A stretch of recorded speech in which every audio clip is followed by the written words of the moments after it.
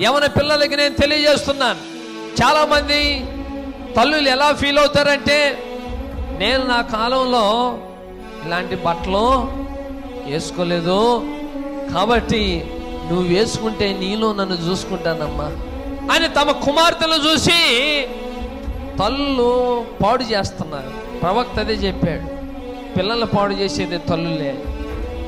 ఒకసారి నీ యొక్క కుమార్తె టైట్ లెగ్గిన్లేసి 2 కాళ్ళు వేరుగా కనపడేటట్లుగా వేసుకొని, లేక ఈ పై భాగము కనపడేటట్లుగా టైట్ గా వేసుకొని చిన్ని వేసుకోకుండా తిరుగుతున్నప్పుడు, ఏ పిచ్చిదానా, లోకానికి నీ శరీరాన్ని చూపిస్తావని నువ్వు గద్దిస్తే నీ కుమార్తె అతని బట్టలు ఎందుకు వేసుకుంటుంది?